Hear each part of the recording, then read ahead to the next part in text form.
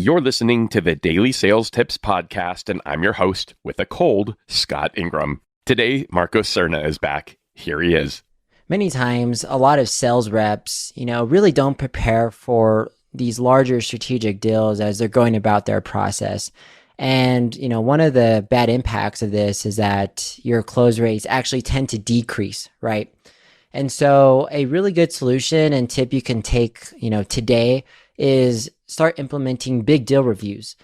And so, basically a big deal review is, something that I've used, and you get your manager and team involved, and really the more stakeholders, the better. So if you can get your SVP or chief revenue officer also involved in these meetings, it's really good because it just helps multi-thread you in a deal. So people that are aware, and gives really high level visibility as you go about these larger, 7-8 figure deals, right?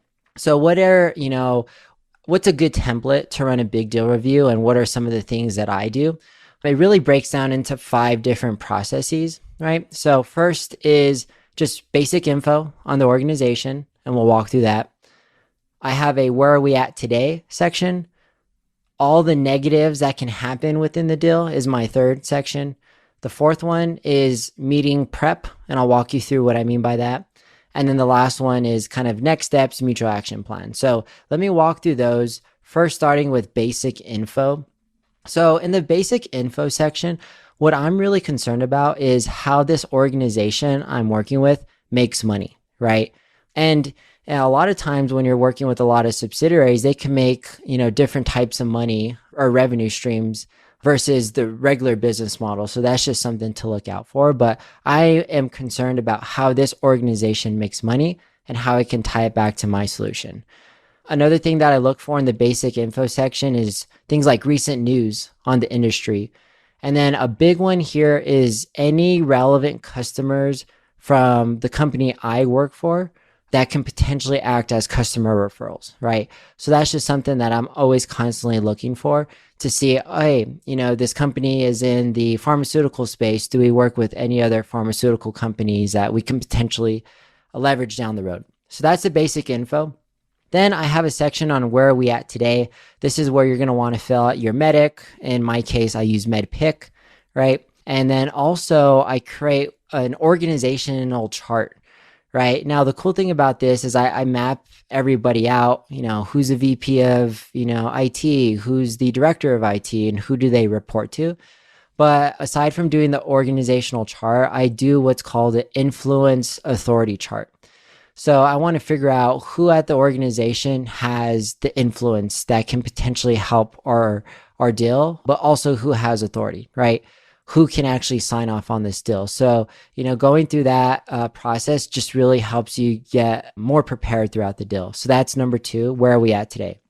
The third section is what are all the negatives that can happen in this deal, right?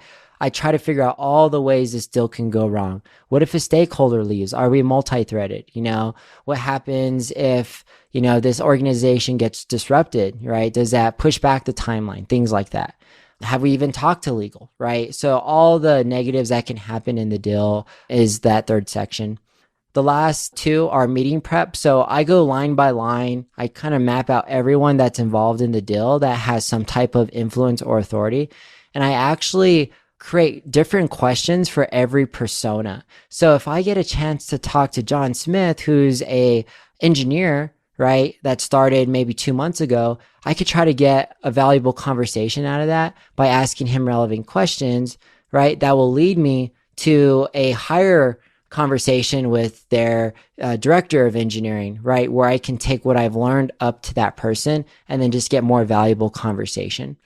And then the last one is a mutual action plan. So basically, what are all the next steps that we need to do in the deal, right? Do we need to go through a negotiation on the MSA, right? Do we need to, work out pricing or doing a POC scope, things like that, right? So doing big deal reviews like this really gets you more confident when you're going through these larger deals. It helps you become intimate with the deal, right? And then also helps you close at a higher rate. To connect with Marcos on LinkedIn and for a link to check out his Sales Life podcast, just click over to DailySales.Tips /1039. Once you've done that, be sure to come back tomorrow for another great sales tip. Thanks for listening.